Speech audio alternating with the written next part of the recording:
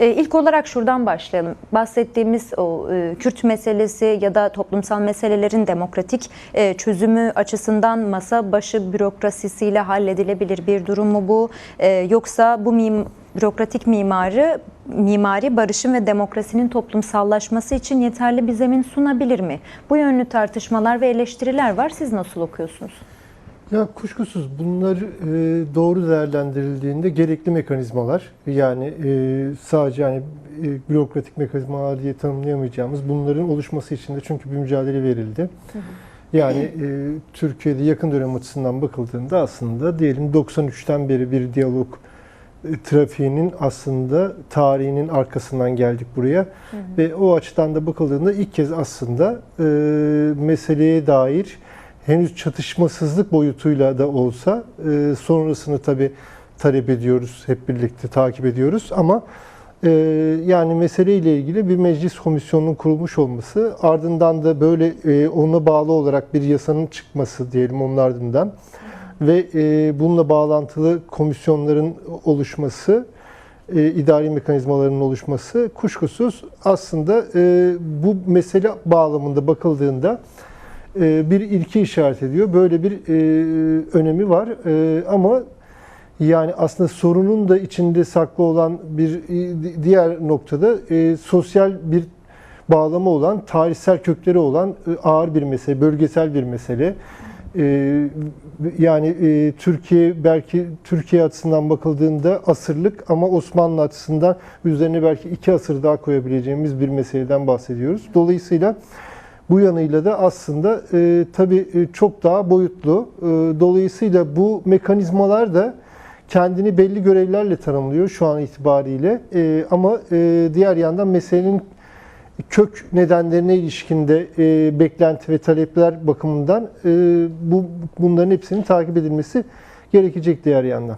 Evet, kök nedenler dediniz. Belki de en büyük sorgulama hali buradan tabii doğru ki. Yani örneğin şimdi PKK'nın kendini Fesih Kongresi düzenlemiş olması ve ardından şimdi bir silahsızlanma süreci, bir silah imha töreni oldu. Şimdi çıkan yasa aslında bir silahsızlanma protokolü diyebiliriz. Buna ilişkin bir yasa bu. Ama diğer yandan da PKK'yı ortaya çıkaran koşullar aslında bir meseleyle bağlantılı. Daha önce işte 29 isyanın eski Cumhurbaşkanı, hani Kürt realitesini tanıyorum diyen 1991'de eski Cumhurbaşkanlarından Süleyman Demirel'in 29 isyan şeyi vardı. Bu 30. isyandan söz ediyoruz. Dolayısıyla bunu ortaya çıkaran, yani PKK'nın varlık koşulları, varlığına neden olan Kürt meselesinin gerçekliğiyle ilgili neler olacak? Şimdi tabii bakıldığında Kürt hareketi açısından bakıldığında, Öcalan'ın 27 Şubat çağrısı açısından bakıldığında bir PKK hani meselenin kabulü bakımından hani tarihsel misyonunu tamamladı ve artık yeni bir aşamaya geçiyoruz denilerek buraya gelinmişti ve şimdi bu sürecin işte silahsızlanma yönüyle ilgili rapor takibi vesaire, saha takibi, bunların bu mekanizmaları düzenleyecek. Sonra gelenlerle, gelecek olanlarla ilgili, çünkü hem Kandil'den hem cezaevinden çıkacak olanlar başlamış bir süreç aslında cezaevi boyutuyla bakıldığında. Bunun artacağını göreceğiz. Avrupa'dan gelecek olanlar olacak. Bu teyit tespit süreciyle birlikte. Dolayısıyla tüm bunlar diğer mekanizmaları da, yani gelenlerin bir şekilde buradaki sürece diyelim adapte olmaları bakımından da bu mekanizmalar iş görecek. Dolayısıyla böyle bir önemi var ama diğer taraftan da bu yasa bize meselenin negatif, literatürde negatif barış diye tabir edilen çatışmasızlıkla ilgili yanını düzenleyen bir karakter taşıyordu. Dolayısıyla bu pozitif barışa alan açmak, bundan sonra bu bir ilk adım olarak ifade ediliyor bu yasa. Nasıl devam edecek? Örneğin şimdi daha sonra belki konuşacağız. İşte Suriye boyutuyla bakıldığında şimdi ana dille ilgili orada nasıl diyelim hani bir entegrasyon süreci ana dille birlikte tartışılıyorsa Türkiye'de de tabii ki bu yönlü bir takibe ihtiyaç var. Evet. Yani daha sonrası nasıl gelişecek? Yani bu sürecin, çünkü iktidarın yani sürece ilişkin tanımı terörsüz Türkiye biçiminde olmuştu. Bu açıdan aslında diyelim bu Kürt tarafının ya da genel olarak Kürt meselesinin çözülmesini isteyen güçlerin yaklaşımı bundan farklı elbette. Dolayısıyla bu da bir çözüm, meselenin kök nedenlerine inmeyi gerektiriyor. Bu açıdan bir takip önemli, toplumsal takip. Dolayısıyla yani bu gelinen aşamayı küçümsemeden ama diğer yandan da belki hacminden fazla da abartmadan, çünkü bu bir başlangıç nihayetinde, ama meseleyi işte tarihsel, toplumsal, kültürel kimlik boyutlarıyla, kolektif haklar boyutlarıyla da tartışacağımız, örneğin hani Devlet Bahçeli'nin rolü diyelim şu sürece kadar yani ana akım milliyetçi hareket açısından değerlendirildiğinde kolaylaştırıcı bir şey görürken belli noktalarda, şimdi ben bu hani Türk Gün'deki son 3 yazısına baktığımda aynı zamanda bundan sonra yani örneğin bir Türklük şemsiyesi altında bir tarif var. Türk kimliği altında. Dolayısıyla bu bir artık engel oluşturan bir faktör olabilir mi? Burada Kürt halkının kolektif haklarına ilişkin neler olacak, neler yapılacak? Evet. Dolayısıyla bunlar da tabii sırada duran talepler olarak belki hatırlatmalıyız bunları. Evet, o noktada demokratik bir cumhuriyet tarihine erişilebilir. Dediğiniz gibi önemli bir şey söylediniz. Bu bir anda olan bir şey değil. Aslında uzun süreli mücadelelerin ve bedellerin verildiği ve masaya oturtulana kadar aslında bu mesele çok ağır bedeller verildi. Bir mücadele ile birlikte aslında geldi. Bu son dönemdeki yine tartışılan, hatta müzakere edilen konulardan bir tanesi de, ki bu artık net bir şekilde ifade edildi İmralı heyeti tarafından da, Kürt Halk Önderi Abdullah Öcalan'ın da o komisyonlarda olacağı bilgisi vardı. İlk başta buna dair hiçbir açıklama yoktu. Sakındılar, bu sorulara yanıt da vermediler. Ama böyle bir durum güncel anlamda söz konusu. Bunu nasıl yorumlarsınız? Şimdi bu komisyonların birisinde görev alacağına ilişkin zaten yani yansıyan bilgiler var. Bunları çeşitli biçimlerde de biliyoruz. Burada tabii ancak diğer yandan şunu da belki görmemiz lazım. Yani iktidarın bu noktada daha ileriden sorumluluk alan bir tutum içinde de olması gerekiyor. Aslında bu iktidar ortağı açısından da geçerli. Çünkü sürecin başında hatırlarsak Devlet Bahçeli bir umut hakkı, işte silah bıraktırsın, ondan sonra gelsin mecliste DEM Parti grubunda konuşsun demişti Öcalan açısından. İşte kurucu önder tarifi, tanımı yapmıştı, adlandırması yapmıştı. Ancak daha sonra bu umut hakkından işte İmralı'da koşullarının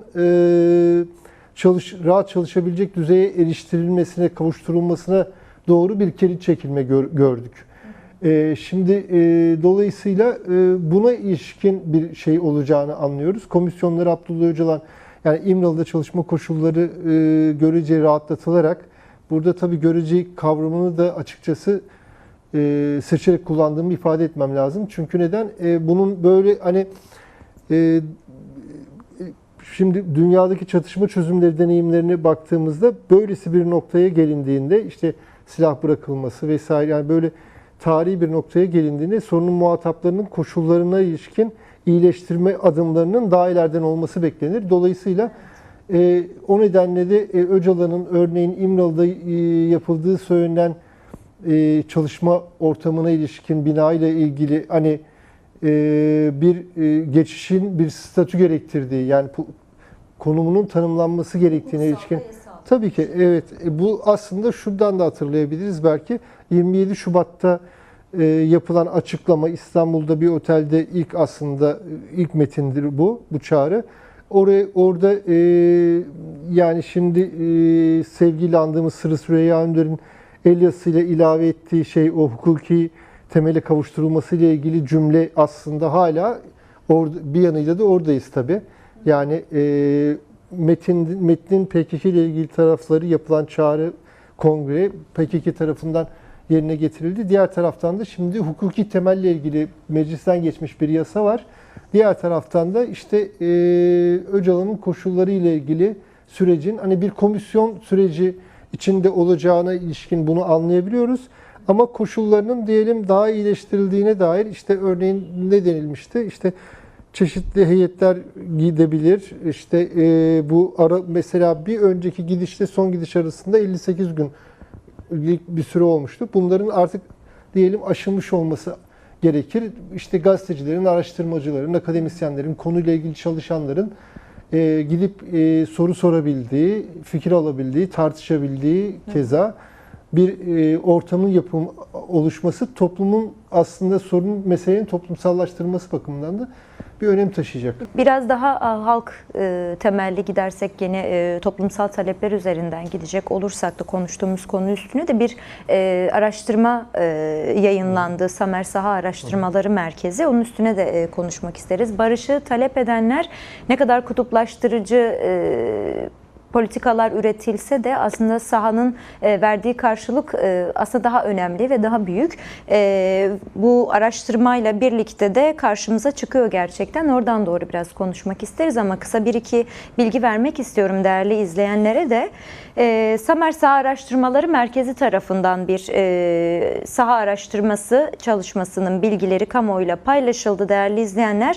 Özellikle bu görüşmelerden çıkan ana eğilimlere göre hazırlanan özet ve konu başlıklarını kısaca sizlere aktarmak istiyoruz. 21 ilde 1166 kişiyle gerçekleştirilmiş bu anket ve milli dayanışma ve toplumsal bütünleşmenin güçlendirilmesine dair kanuna yani bahsettiğimiz çerçeve yasaya dair görüşleri ortaya koymuş. Destek %77.7 olduğu ifade ediliyor. Kalıcı barış ve Kürt meselesi açısından bir yetersizlik ifadesi de var diyelim. Uygulamaya dair şüpheler ve güven sorunu da var. Bunu da ekleyelim. Ve bu katılan %77.7 kişinin de yüksek bilgi düzeyi ve toplumsal meseleleri takip ettiği bilgisi de ek olarak geçilmiş. Ancak MGK şartına yani bu teyit tespit kuruluna mesafeli bir yaklaşım var ve devam yasaları bekleniyor ancak zamanlama kaygısı da var. Birazcık daha hızlı adım atılması talep ediliyor. Şeffaflık ve denetim aktörlerinin rolleri konuşuluyor. Güvenlikçi yaklaşımın ötesinde demokratik bir reform beklentisi var. Yani toplumda yapılan 21 ilde 1666 kişinin %77.7'si çerçeve yasayı kaygılı da olsa destekliyor. Büyük bir adım olarak görüyor. Siz neler söylersiniz? Beklediğiniz bir şey miydi sahadan yaptığınız gözlemlerle? Bence bu şimdi yani yapıldığı kentler açısından Kürtlerin yoğunlukta yaşadığı, Kürt halkının yoğunlukta yaşadığı kentlerde yapılmış bir araştırma olduğu düşünüldüğünde bu işte o temkinli iyimserlikten bir tık daha fazlası diyebiliriz. Aslında çok daha fazla olması beklenir. Çünkü eğer bu Kürt meselesiyle ilgili örneğin bir çözüm başlığı etrafında diyelim bir pozitif duyguyla bakıldığında bunun %90'dan fazla aslında bir destek geleceğini öngörmemiz gerekir en azından. Ama bu bize şunu söylüyor. İnsanlar geçmişteki tecrübelerle de diyelim yarıda bırakılmış hani yıkılan masalar, bir önceki dönemler vesaire tutulmayan sözler, arada daha sonra yaşananlar, kayyum süreçleri, bunların yıpratılmış etkisi, 3 dönemdir bölge kentlerinde kayyum atanmış durumda. Yani Ahmet'i bırakırsak ki orada da ilçelerde var. Pek çok kentte yani bugün işte cezai şey olmamasına rağmen işte Ahmet Türk koltuğuna oturamıyor. Dolayısıyla tüm bunlar da tabii ki bence biraz o neden %90'ın üzerinde değil sorumuzun yanıtını oluşturuyor. Yani gerçekten ilk bakışta bakıldığında yüksek bir oran gibi düşünülebilir ama yapıldığı coğrafya açısından mesela dediğim gibi Kürt meselesine çözüm başlığında pozitif bir beklentiyle bakıldığında bir yasa geçmiş. %90'dan fazla görmemiz gerekir. İnsanlar dolayısıyla gidip biz de dolaştığımızda bunu görüyoruz. Sorular soruyorlar. Yani talep var. Umutlu olma isteği var. Örneğin şu da vardı. Ben bir önceki Nevroz'da gittiğimde ki duyguyla bir sonra son Nevroz'da gittiğim durum arasında bile fark vardı. Neden? Çünkü arada bir de 19 Mart operasyonu oldu. Evet. Ülkenin batısında da. Dolayısıyla yani bir komedyeni bile alıp kuyu tipi cezaevine koyuyorsunuz. Yani siyasal iktidar olarak. Böyle olunca insanlar tabii ki bu kadar kuşatılmış bir demokratik alan karşısında barışla ilgili talep ve umutları bağlamında insanlar elbette endişelerde taşıyorlar. Yani bunun içine şunu koymamız lazım. Oradaki işte boşluğa, yani %77 ile %100 arasındaki boşluğa kayyumları koyabiliriz. Ana dilde eğitimi koyabiliriz. Ana dilinde eğitimi koyabiliriz ve göz altında tutukluların işte pek çok, aslında binlerce, genel olarak elbette eş başkan olmaları itibariyle yani Selahattin Demirtaş, Figen Yüksekdağ akla geliyor ama tabii yani binlerce tutukludan söz ediyoruz. Kobani davası tutukları başta olmak üzere pek çok tutuklu. Dolayısıyla bunlarla ilgili beklentiler ve talepler de o aralıkta duruyor diye düşünüyorum. Bir konu daha var. İlk başta konuştuğumuz aslında konuya da denk geliyor. Bu Teyit Tespit Kurulu dedik Evet. ya. Önemli bir nokta var saha çalışmasında.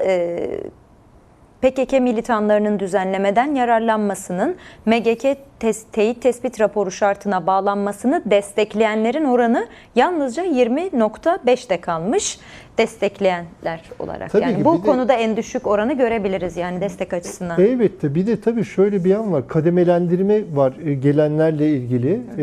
Dolayısıyla bu yani siyaset yapmaya ilişkin bir kademelendirme koyuyor, engel koyuyor, süre koyuyor vesaire. Dolayısıyla kontrollü, şartlı bir kısmi af gibi bir çerçevenin içine oturuyor yasa. İsmi farklı ifade edilmiş de olsa. Dolayısıyla tüm bunlarda tabii haklı olarak eleştiri ve soru işareti konusu. Görüyoruz ki gerçekten hem Şam'dan hem de Ankara'dan yapılan açıklamalar çok da birbirinden bağımsız görünmüyor. Burada bir adına barış ve demokratik toplum süreci dediğimiz bir süreç yaşanırken ki sizin de belirttiğiniz gibi konjonktürel gelişmelerle birlikte aslında iktidarı da adım atmaya iten diye değerlendirilen bir süreç var. Nihayetinde bir çerçeve yasa belirlendiği bir noktada demokratik bir topluma entegrasyon hazırlıkları da diyebiliriz. Ancak 29 Ocak Anlaşması'ndan sonra da Suriye'de ayrı bir entegrasyon süreci başladı. SDG Genel Komutanı Mazlum Abdi geçtiğimiz günlerde zaten askeri ve asayiş olarak bir entegrasyon süreci tamamlandı. Bundan sonraki süreç dil ve kültürel konulara dair yasal güvence demişti. Dün akşam yine geçici hükümet başkanı Colan ile bir görüşme yapıldı. Ardından bir açıklama yapıldı ki SDG kendini feshetti. Bu bölgelerdeki bu kırılmalar, hassas dönemler ve süreçler birbirini nasıl etkiliyor? Yani Ankara-Şam hattının birbiriyle ilişkisi, birbiriyle çelişkisi belki. Ya şunu görmemiz gerekiyor. Bu süreç tabii ki birbirine bağlı. Diğer yandan da Türkiye açısından baktığında, Türkiye yönetenleri bakımından elbette Irak kalkınma yolu, yani enerji koridoru, diğer taraftan bütün o yani Irak, Suriye bir gözüyle İran'a bakan bütün dört parçayı da aslında Türkiye yönetenleri bölgenin büyümeye, daha da yayılmaya çalışan bir gücü olarak kontrol etmeye çalıştığı, Kürt riayetesinin de bunun içine bir denge olarak aslında yani yerleştirmeye çalıştığı bir hat izlediğini görüyoruz. Yani süreci de böyle kodluyor. Diğer yandan ama şöyle bir yan var. Bunlar tabii siyaset, hani bütün bu harita masa başında şekillenmiyor. Öyle olsaydı Sykes-Picot'un diyelim 1916'da o dört parçaya bölünen İngilizlerle diyelim o haritanın, Kürtler açısından dört parçaya bölünen haritanın bir asır geçtikten sonra geçerliliğini yitirmesi ve yeni gelişmelerin yaşanması ve yeni bir aslında haritanın kendiliğinden yeniden şekillenmesi. Örneğin Suriye'de şimdi rejim değişti. Örneğin Suriye, şimdi ABD Suriye'yi terör destek veren ülkeler listesinden çıkardı. HTŞ'yi de terör örgütleri listesinden çıkarmış oldu. ABD tabii ki bunu bölgesel çıkarları açısından yapıyor ama diğer yandan şöyle de bakmamız lazım. Kürt halkı açısından Suriye'nin yerli halkı olarak yerli halklarından biri ve önemli bir nüfusa sahip. Yani Esad döneminde de belli bir Kürt nüfusun bir yani kimliğinin de tanınmaması gibi bir gerçeklik, bir tarihin ardından yani IŞİD'e karşı verilen mücadele, büyük bedeller ödenmesi, o hikaye biliniyor. Bu kanalın izleyicileri de zaten yakından takip ediyorlar. Yani büyük bedellerle elde edilmiş kazanımlar var ve son dönem bu biraz sınırlandırılmaya çalışıldı. Yani Açıkçası Türkiye'yi yönetenler de bunu Hakan Fidan'dan da bu açıklamayı sıkça duyduk. Yani SDG etrafında yani Kürt halkının nüfusundan fazla diyelim %30'luk bir coğrafi alanı kontrol ediyor olmasından hani Türkiye'deki Kürt nüfus bağlamında da Türkiye yönetenleri hep bir tedirginlik ifade ettiler ve bir operasyon süreci yaşadık. Bugün gelinen nokta elbette yani aynı zamanda bir katliamın da önlenerek burada çeşitli faktörler devreye girdi. Bir noktaya gelindi ve bugün gelinen noktanın da şöyle olduğunu ifade etmemiz lazım. Yani 11'den ileri Evet. belki ondan sonra ileri yani Kürt halkının kazanımları açısından bakıldığında belki bir süre öncesinden de diyelim biraz daha belki özerk belki bulunduğu alanı yönetme vesaire yani neydi Rojava tecrübesi aynı zamanda bir aslında yeni bir kültür yönetme iddiasında içeren bir tecrübeydi. Dolayısıyla şimdi elbette şimdi biz bunu Şara'nın yönettiği ağırlıklı olarak yani El-Kaide'nin Suriye kolu olarak diyelim İngiltere'nin, ABD'nin, Türkiye'nin, Suudi Arabistan'ın çekip çevirdiği bir şeyden bahsediyoruz. Yapıdan bugün çeşitli nedenlerle aslında HTŞ üzerinden konumlandırıldı yeni yönetim. Ama uzatmadan şöyle bağlayalım. Şimdi bu sürecin içinde sonuç olarak yani 5 kanton olarak SDG kendini dönüştürerek monte ederek feshetmiş oluyor.